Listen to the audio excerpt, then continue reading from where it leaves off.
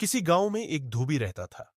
उस धोबी का एक गधा भी था, जिससे वो अपने रोजमर्रा के काम लिया करता था। धोबी अपने गधे को प्यार बहुत करता था, लेकिन उसे खुराक देने में बहुत कंजूसी करता था।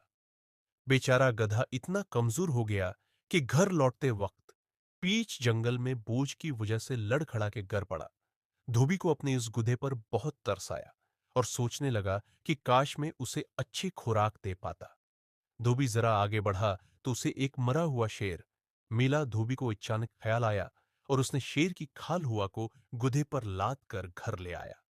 शेर की खाल को धोबी ने अपने गुधे को पहना दी और उसका भेष बदल दिया। अब धोबी ने अपने गुधे को खेतों में छोड़ दिया। किसानों ने शेर को देखा तो खौफ से भाग गए और गुधा बेखौफी से चरता रहा। सुबह हुई, धोबी उस गुधे को घर ले आया। कई दिन ये सिलसिला चलता रहा। गुधा अब मोटा हो गया था। वहां किसान फसलों के नुकसान को देखकर परेशान थे। उन्होंने छिपकर अनोखे शेर को देखा, जो गोशत खाने के बजाय घास खाता था। उसी स्ना में गिधे ने ढेंचू ढींचू की आवाज निकाली। किसान चौंक गए। अच्छा, तो हम बेवकूफ बन रहे थे। ये शेर की खाल में गधा है। तमाम किसानों ने मिलकर गिधे को चाहकर बहुत मारा और उसका काम तमाम कर दिया।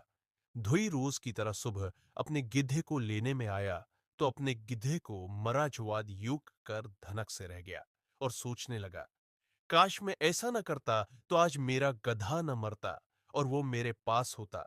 धोबी अफसोस से हाथ मिलता रहा और चुप साधे रहा। और कर भी क्या सकता था? अगर वो किसानों से कुछ कहता तो किसान गिद्धे की तरह इस धोबी को भी बहुत मारते।